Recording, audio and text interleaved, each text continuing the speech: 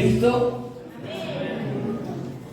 Bueno, yo me imaginé, ¿no? Que la respuesta sería que sí, que creen en Él, por eso están aquí también, ¿no? Ahora si la pregunta sería, ¿viven con culpa o culpando por los pecados que cada día cometen o cometen los otros? Ahí las respuestas ya serían un tanto variadas. Como cristianos, sabiendo lo que Cristo hizo en la cruz, que el acta de nuestras infracciones pasadas, presentes, y escuchen bien lo que voy a decir, y futuras, fueron allí clavadas, aún así las personas suelen vivir como si estuvieran acusadas. No digo que duden del perdón de Dios, pero al acompañar a otros, tengo la sensación que algunos luchan con cargar culpas de cosas del pasado y del mismo presente. Y cada uno de nosotros cometió errores en el pasado, otras personas nos dañaron, y aunque pasó el tiempo, cuando nos asaltan, ¿no?, esos viejos recuerdos, es como si nos estremeciéramos nuevamente, revivimos el momento, tanto si fuimos nosotros los que dañamos a otros o otros nos dañaron a nosotros, puede aflorar, ¿no?, ese sentimiento de culpa. Y también si nos dañaron, ¿no?, surgen raíces de amargura que parece que todavía no fueron tratadas y perdonadas. Cuando eso está a flor de piel en los recuerdos, hay una obra todavía por llevar a cabo de parte de Dios en nuestra vida. Y es allí donde le hago una pregunta pastoral a la iglesia. ¿Vivimos desde la obra terminada de Cristo y en el paraguas de su gracia? ¿O desde la exigencia de la ley? No me respondan, solo preguntas para reflexionar. Tengo las garantías suficientes en la palabra de Dios para aseverar que la ley no fue dada para salvar, sino para revelar la descomposición del hombre, y esto lo desarrolla bien concreto el apóstol Pablo en Romanos 3:20, cuando escribe, inspirado por el Espíritu Santo, ya que por las obras de la ley ningún ser humano por las obras de la ley será justificado delante de él, porque por medio de la ley es el conocimiento del pecado. Entonces hago otra pregunta. ¿Podríamos decir que la ley muestra la suciedad, pero no puede limpiarla? Concretamente debo decir que la función de la ley es santa y justa, porque revela lo que es pecado. ¿Me están entendiendo hasta ahí? ¿Amén? Vuelvo a hacer la pregunta. Si quieren cambio el micrófono, así no estamos distraídos. Es interesante la palabra. Oramos para que la palabra sea predicada. Entonces, hago otra pregunta. ¿Podríamos decir que la ley muestra la suciedad, pero no puede limpiarla? Concretamente debo decir que la función de la ley es santa, es justa, porque en definitiva revela lo que es pecado. La ley expone el pecado, lo describe y apela a despertar la conciencia en el hombre. Y no hay duda que está demostrada la imposibilidad del hombre en poder cumplir la ley. Lo hemos visto a través de la historia, lo podemos leer en la Biblia. Por eso, hermanos, emerge la necesidad que evidencia la humanidad de un Salvador en su vida, de un Salvador. Así que en este punto tengo que decir que el problema no es la ley, porque en definitiva los mandamientos y los preceptos de Dios son perfectos. Él no se equivoca. no se equivocó, no se equivoca y no se equivocará. Su ley es santa y justa, pero el problema radica en nuestra incapacidad de cumplirla. Somos incapaces de cumplir esa ley, ese mandamiento que está escrito de parte de Dios, y basta leer todo el capítulo 7 del libro de Romanos para poder confirmar lo que les estoy diciendo. Nosotros no podemos cumplir la ley. Clave lo que voy a decir. Lo concreto es que cuando una persona, escúchenme bien hermano, esto es clave en el sermón. Lo concreto es que cuando una persona vive sabiendo la ley, sin entender o vivir en la gracia de Cristo, termina atrapada en un ciclo de culpas, frustración y autocondenación. Cuando una persona vive sabiendo la ley, sin entender o vivir en la gracia de Cristo, termina atrapada en un círculo de culpas, frustración y autocondenación. Bueno, el texto principal de este sermón es una sección de 1 de Pedro 5:10, que es nuestro texto lema del año. Solamente voy a tomar la parte A para predicar, donde dice: mas el Dios de toda gracia que nos llamó. Hasta ahí no. Elijo esta sección en este sermón donde habla claramente de un Dios de toda gracia. De toda gracia. Y que hace algo concreto. Nos llamó. Nos llamó. Si bien lo que sigue en el texto, para un poco no salirme del contexto, dice a su gloria eterna, el llamado de Dios tiene diversas características. Tenemos que saber que si vamos a hablar de la gracia, siempre nos van a faltar palabras, adjetivos para tratar de describirla. No vamos a poder describirla en una frase, en una prédica, porque es demasiado sublime la gracia de Dios. El título que elegí para este sermón es llamados, ¿para qué? A vivir en su gracia. Llamados a vivir en su gracia. Si vemos, ¿no?, el texto base, y que será lema, ¿no?, todo este año, comienza diciendo el Dios de toda gracia. Y me hago la pregunta, ¿qué es toda gracia? ¿Qué es toda gracia?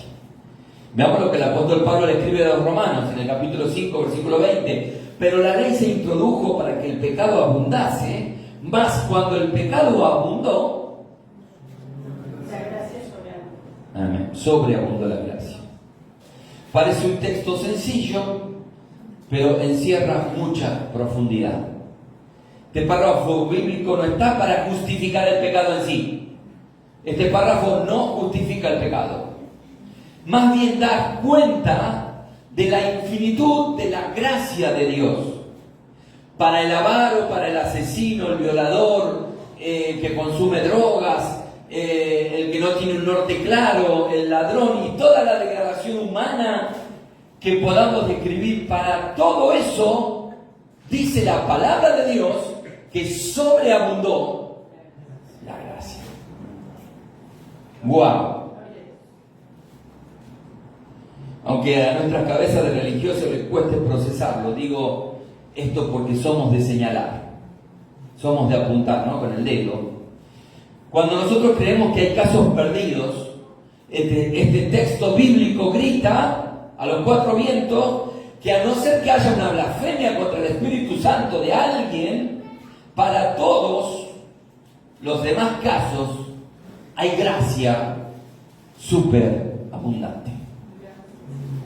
Y eso me esperanza, y eso tiene que esperanzarte para el que ves perdido, para el que conoces y no sabes cómo puede volver al camino o cómo puede el Señor alcanzarle. Por eso trato de ser respetuoso con catalogar a las personas, tanto cristianas como no cristianas, Porque la gracia de Cristo no solo que no se cortó, está vigente y más activa que nunca cuando yo declaro y señalo las miserias propias y ajenas sin presentarme o presentarlas al Cristo en oración, al que tiene gracia. Si no hago eso y solo estoy para señalar, estoy afirmando con mis hechos que pareciera que esa gracia se hubiera cortado. Como si Cristo todavía no tuviera el poder de salvar y transformar. Vemos, ¿no?, la caña cascada del pábilo que humea. Y estamos, ¿no?, como tentados a sentarnos en el sillón de la autosuficiencia. De la misma manera que muchos con piedras en las manos se arrimaron a una mujer y el maestro tuvo que escribir en tierra que solo si ellos estaban tan limpios de la mugre que decían que esa mujer tenía, podían arrojar las piedras. Y todos sabemos cómo termina la historia. La gracia de Dios vino a escribir en tierra para destruir cualquier autojusticia humana, dejando en claro que es la misma gracia de Dios la que puede lograr la transformación de las personas. Y no hay ningún esfuerzo humano o arrojos de valentía de Superman cristianos sueltos por ahí, porque Él y solo Él sigue siendo el Dios de toda gracia que llama a las personas a su gloria eterna. Pueden decir gloria a Dios. Sigue siendo el Cristo que produce el hacer y el querer. Sí, hay palabras que incomodan, pero es palabra de Dios y ha venido para los sabios entendidos de himno. El necio siempre acomoda el mensaje a su propia prudencia y hasta puede tener argumentos, ¿no?, en su defensa. La palabra de Dios es viva, es eficaz, vivifica, sana el alma, el corazón. La palabra de Dios siempre es clara, precisa, directa. Gloria a Dios. Hermanos, si vamos a inundar este barrio de Los Hornos con la palabra de Dios, tenemos que despojarnos de prejuicios y llenarnos del Dios de toda gracia. Porque esa gracia es el antídoto que el pecado justamente necesita. Si no, sería como negarle al enfermo la medicina que puede sanar su afección. El médico escribió la receta del medicamento que sanará la dolencia. Solo hay que tomar la medicina y ya, ¿no? Cuando uno va al médico y te dice, te da un diagnóstico, mirá, dice, tenés esta enfermedad, tenés que tomar y hacer este tratamiento, tenés que cuidarte de la comida, bla, bla, bla. Entonces ahí, con el tiempo, viene la sanidad a esa persona, porque fue diagnosticada y fue medicada. Nuestro médico en la cruz, escribió la receta para tratar nuestro pecado. Está escrita en sangre, diciendo que tu deuda y la mía fue pagada con gracia superabundante.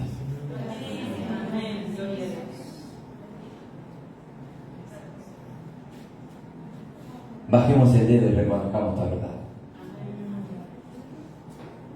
Fue escrita nuestra receta en sangre, pagando nuestra deuda con gracia superabundante. Los bancos tienen un límite de reserva, los países tienen un tope de lo que poseen. Toda nuestra vida tiene limitaciones de bienes, de poderes. Cada uno de nosotros tenemos marcadas limitaciones en todas nuestras facultades. Aunque seamos buenos en algo, tenemos limitaciones en otras cosas. Quiero decirte que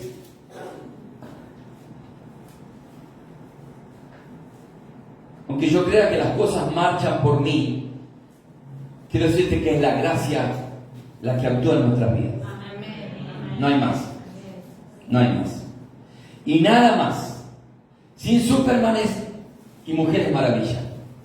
Es la gracia de Dios. No hay más. El término griego usado para sobreabundó en el texto de Romanos 5:20 es huperperiseu. Esta palabra no solo se refiere a la cantidad, también revela un desbordamiento incontrolable. Lo que dice este verbo es que es un desbordamiento incontrolable que supera toda proposición o expectativa. Eso es superabundó la gracia. La gracia de Dios, abarcando y llenándolo todo.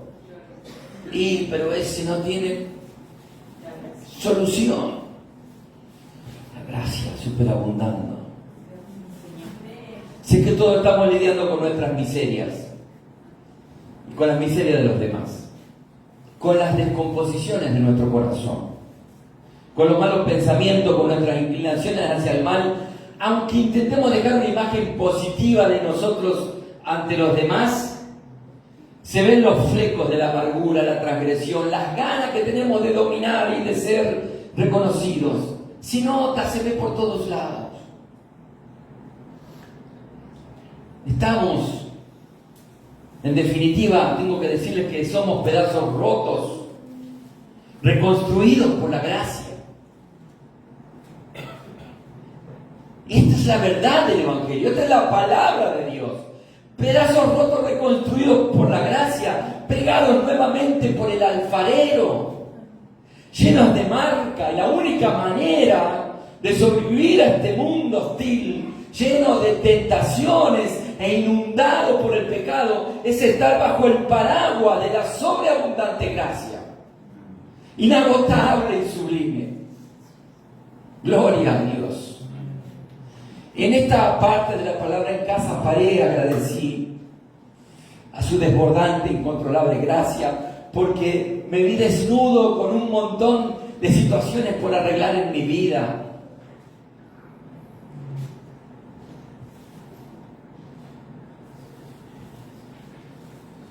Y esa incontrolable gracia se metió por los huecos y las grietas de mi herida y miseria, alumbrando un camino, ¿no?, de obras muertas, sanando, reconstruyendo, trayendo propósito eterno a mi vida, mostrando un camino de restauración interna, profunda, certera. Hermano, no sé cuántas gracias habrá en el mundo, en la vida. Hay gracias, ¿no?, para hacer algo. Dice, mira qué gracia tiene este para hacer esto, aquello. No sé cuántas gracias habrá, no lo sé. Me queda claro que la de Dios no es solo sobreabundante, sino que es un Dios de toda gracia. Es un Dios de toda gracia. Por eso les decía hoy que no podremos abordar la gracia de Dios ni en una prédica ni en mil. Lo concreto es que el Dios de toda gracia nos llamó a vivir en gracia. Nos llamó por gracia y a vivir en su gracia. Es el único salvoconducto para vivir eternamente justificado. No podemos justificar nada. Porque hoy lidiaste con los malos pensamientos, con el pecado. Mañana está golpeando la puerta nuevamente esa misma situación. Romanos 3:24 revela: siendo justificados, y hay una palabrita ahí contundente, gratuitamente, por su gracia, no hay mérito de nadie, es algo gratuito, mediante la redención que es en Cristo Jesús. Ante esta verdad podemos afirmar que la gracia no minimiza el pecado, simplemente lo enfrenta y lo resuelve en la cruz. ¡Qué plan! ¡Qué tremendo! Cristo cumple la ley por nosotros, carga la condena que la ley demandaba, ¿no? El pecado en todas sus figuras y en las peor implicaba muerte. Por eso había personas con piedra en la mano a punto de apedrear a una mujer. Cristo muere remediando la condena nuestra Por eso Pablo afirma en Romanos 1:8:1, ahora pues ninguna condenación hay para los que están, para los que están, para los que están, para los que están. Van a decir en las redes, se le pegó el disco al pastor. En Cristo Jesús.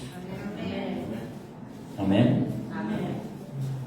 Tan profunda su gracia, que no es solo perdón inicial de la deuda vieja, sino que es una nueva posición. Escuchen bien, hermanos. No es solo perdón inicial de deuda vieja, sino que es una nueva posición delante de Dios.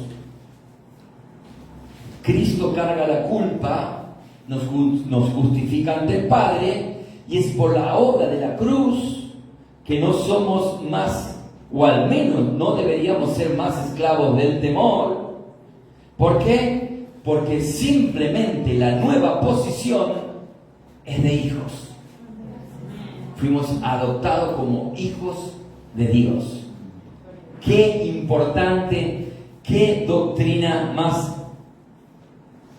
elemental para nuestra vida, para la vida de la iglesia, para la vida de nuestra familia. La ley grita, debes cambiar para que Dios te acepte. Eso grita la ley, debes cambiar. Y la gracia responde, Dios te aceptó en Cristo. Por eso ahora su gracia te transforma.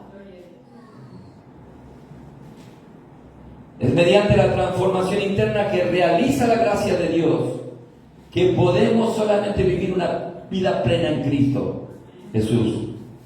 Hablábamos, ¿no?, el primer culto del año de la semilla, y el pastor José Luis también nos traía palabras que fuimos alcanzados por Cristo y que a partir de ese nuevo nacimiento nos transformábamos en una buena semilla para otros. Y una semilla, para que lleve fruto, primero que tiene que pasar a la semilla para que haya una planta. Morir, debe morir, ¿sí? Sabemos que es una imagen metafórica lo de morir.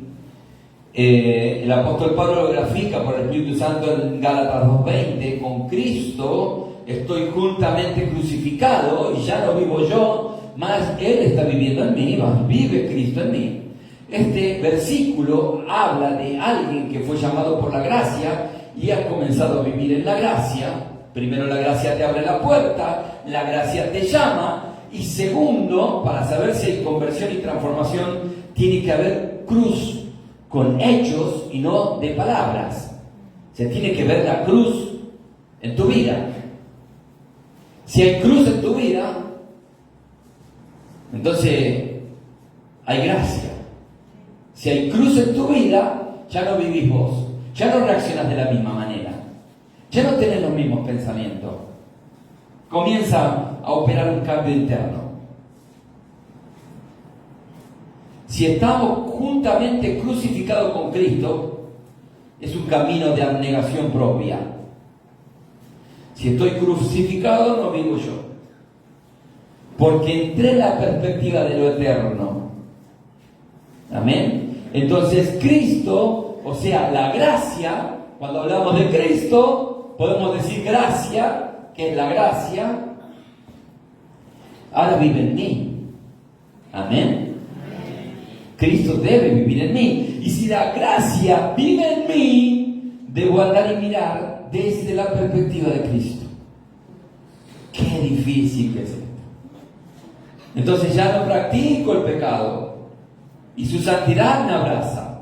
Y es a partir de ahí que ahora soy yo el que se inclina en tierra y escribe ante las piedras de la acusación. Es Pedro que, al ver la visión de los lienzos con animales cuadrúpedos que el Señor está llamando para un servicio en la casa de Cornelio, y puedo decir Pedro o Eduardo, podés poner tu nombre ahí, si estás viviendo en la gracia lo que Dios limpió,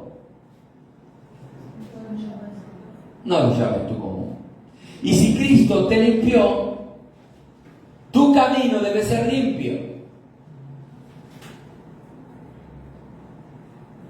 Aunque vos quieras hacerlo limpio tu camino, es ir a la gracia, es ir a tomar la superabundante gracia de Dios, porque Él es el que produce la sed de querer. Yo sé que la gracia hoy está hablando a tu vida. Es este momento en que Dios te está diciendo, está la gracia acá. Y yo sé que cuando la palabra viene y toca un corazón, es iniciativa de Dios.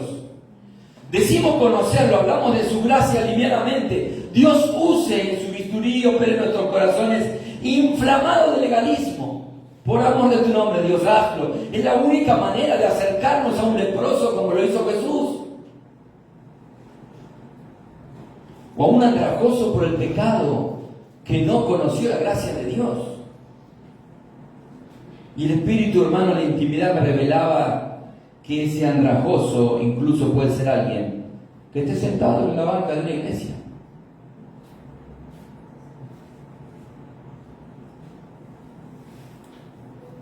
El mismo Espíritu Santo te invita hoy a soltar las piedras que apuñas contra otros y contra ti mismo, porque está interesado en limpiar a todos, pero primero quiere empezar por cada uno de nosotros. Su gracia y solo su gracia nos posiciona en justificar ante Dios. No el bagaje de nuestras buenas acciones, porque creo que mi visión es la más espiritual, y a mí si Dios me revela todo lo que tiene que ser y cómo debe ser, y el pastor no está viendo, y el hermano tampoco, y el otro líder tampoco está viendo nada. Ojo con todo eso. Vivir de esta manera es experimentar culpas de manera permanentes. Si Dios nos llamó a su gracia para vivir en su gracia, entonces nos llamó para vivir libre de culpas, experimentando arrepentimiento continuo de nuestros pecados, confesando ante el Dios de toda gracia, consagrando, entregando primeramente mi vida por completo a Dios. Y empiezo a ver con otra óptica las cosas.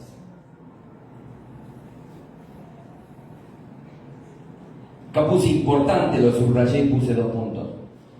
Si alguien evidencia culpa permanentemente, tiene que saber que eso no proviene de la gracia,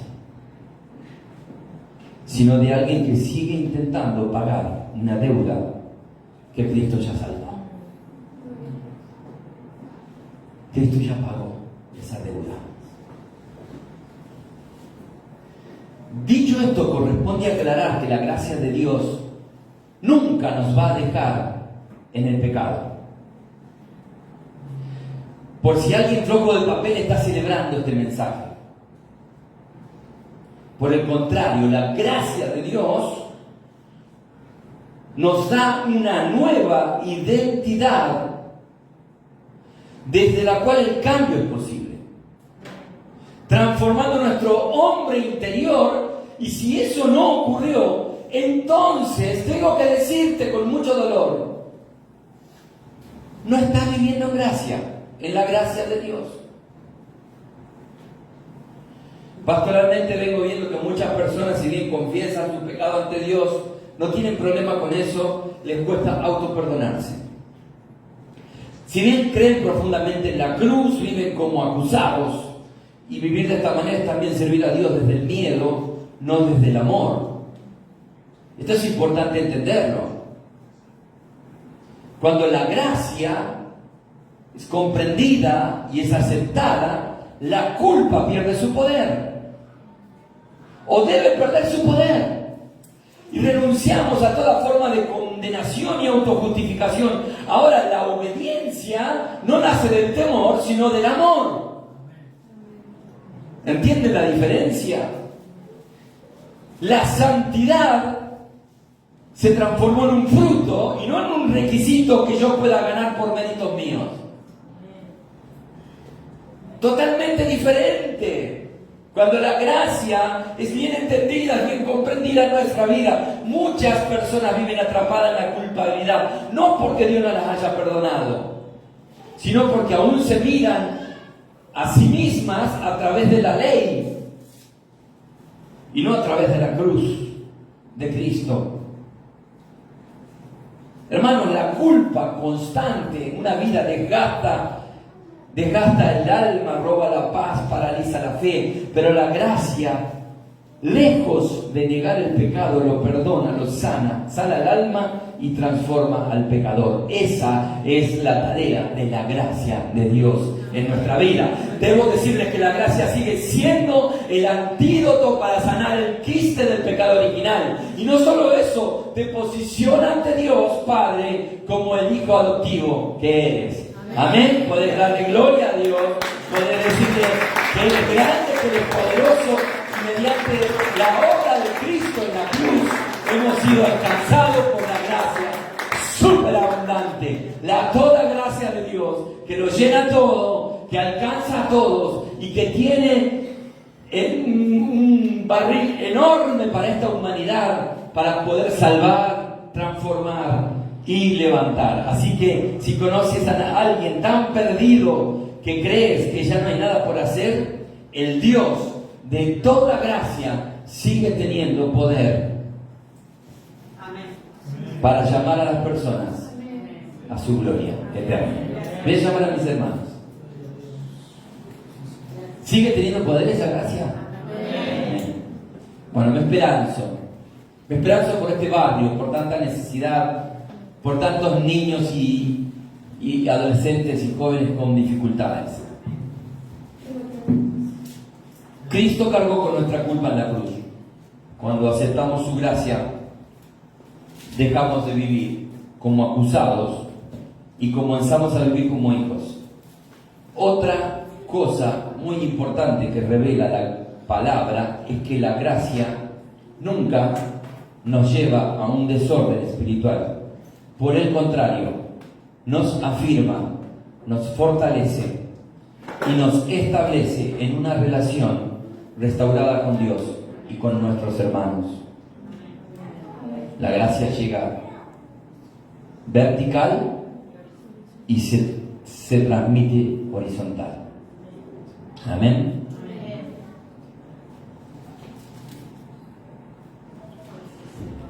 Este es un día en que el Dios de toda gracia decididamente te está llamando a vivir en su gracia. No es casualidad que estés aquí. Este mensaje es para tu vida. Él te está llamando a vivir en su gracia. Incluso si alguien, su gracia se le transformó en algo difuso, este es un nuevo día o un buen día para entregar nuevamente el corazón a Dios. Si es que ves que la gracia se ha tornado difusa, si es que ves que hay culpas que recurren a tu vida, si te acuerdas de cosas viejas y se estremece tu corazón todavía, Cristo ya pagó por eso. Ya pagó por eso. Tomás, en medio de dudas, pudo ver las manos traspasadas por los clavos y supo que la gracia de Cristo era cosa seria, y se disiparon todas dudas de su vida.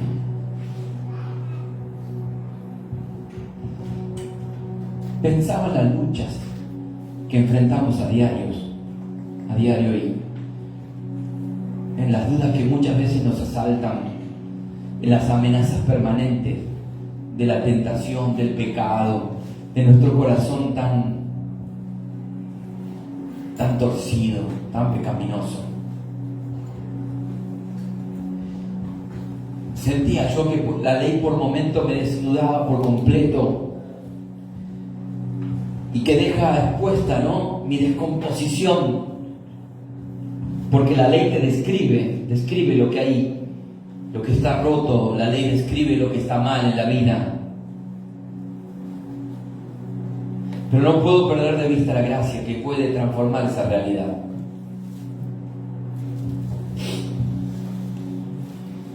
Y en una parábola dicha por Jesús, donde relata que hay un padre que espera al hijo que pidió su herencia para malgastarla, ajusto el lente de mi mirada en la palabra de Dios, me meto en la historia y puedo ver que ese padre representa la gracia. Esa gracia, que era el padre, dice que por el mismo camino que su hijo se había ido para malgastarlo todo, todos los días esa gracia salía a la puerta a esperar. es una foto de la gracia. Que por el mismo camino que se había ido, esa gracia esperó el regreso de este hijo. Y estoy seguro que la gracia fue a verlo en todas las situaciones. Aun cuando el hijo pródigo estuvo apacentando cerdo y viendo las algarrobas y le silbaban las tripas por el hambre, porque ya no le quedaba un peso, había malgastado todo lo que le correspondía en herencia, ya lo había dilapidado. Poné, si querés, ahí a la persona que conoces y que vos decís, este malgastó su vida. Ahí fue su gracia y lo hizo volver en sí, porque dice, y volviendo en sí. Dice la palabra que el hijo pródigo, en el momento que está viendo los cerdos, que tocó fondo, dice, y volviendo en sí, dice la palabra, la gracia hizo volver en sí a ese hijo. Esa gracia fue hasta el cieno, se metió en el barro, atravesó la mugre. Esa gracia se metió en mi barro, en mi mugre, y me llamó. Y estoy tan agradecido. Estoy tan agradecido. Porque no hubiese sabido yo hoy qué sería de mi vida si esa gracia no hubiese llegado. Está bien, Dios usó a mis abuelos, a mis padres.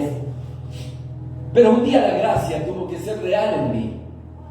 Porque un padre no puede transmitirte la gracia.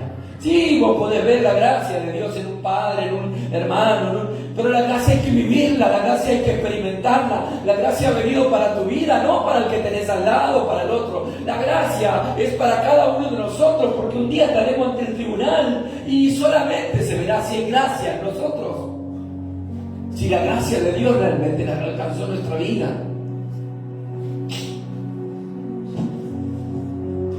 Esto no lo está escribiendo Pedro, Juan, Jacobo ni Pablo, tampoco Bernabé. Es la misma gracia del que habla. Y los escribientes solo toman nota. Así que esa gracia va hasta el barro, atraviesa la mugre y hace volver en sí a alguien que malgastó todo. Es la misma gracia que sigue esperando en casa.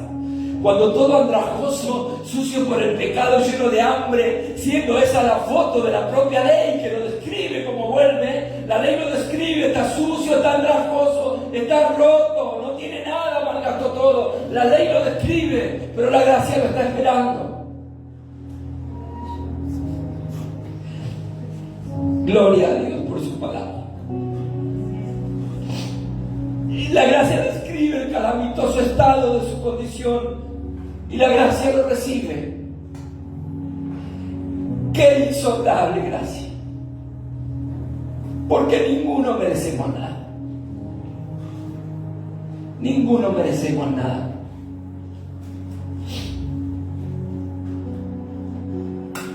La gracia no solo lo recibe, sino que trae un vestido nuevo. Trae un anillo de compromiso. Se lo pone en el dedo. Hay compromiso renovado en la moneda de la gracia.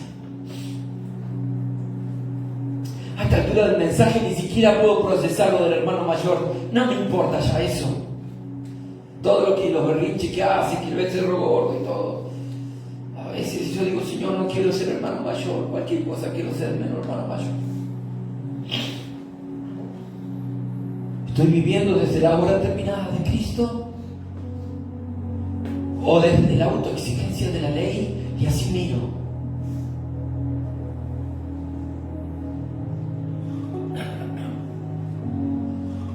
¿Qué culpa sigo cargando que Cristo ya llevó a la cruz? Esa gracia es refugio. Esa gracia es casa. Esa gracia es un hogar calentito en medio del invierno. Esa gracia tan inmensurable, tan grande que no la puedo entender, muchas veces no la puedo procesar. Hoy es un día de gracia. Este día estás llamado a recibir su gracia, a experimentarla, a vivirla. Este es un día de reconciliación con el que te creó, con tu Padre.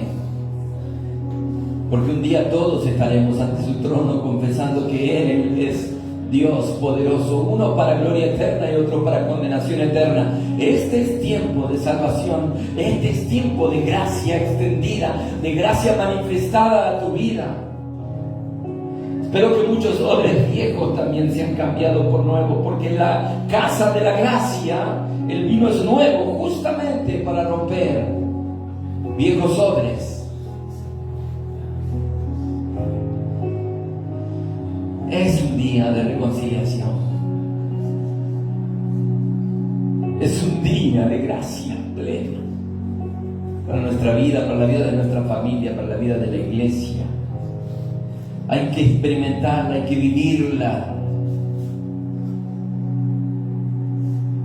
Ruego a Dios que la gracia haga volver en sí por lo que tú oras, por aquellos que oras, por aquellos casos perdidos. Ruego a Dios que la gracia pueda hacer volver en sí, porque nosotros no vamos a poder volver en sí a nadie. Es solo la gracia que hace volver en sí a las personas y las hace regresar a la casa del Padre. Es solo la gracia que tiene vestido nuevo y anillo.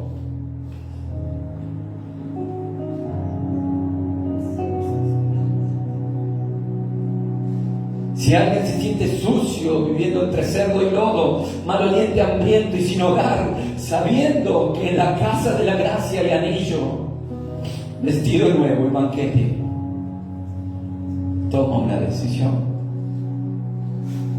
Dios te ama, tanto que ha muerto por ti y por mí.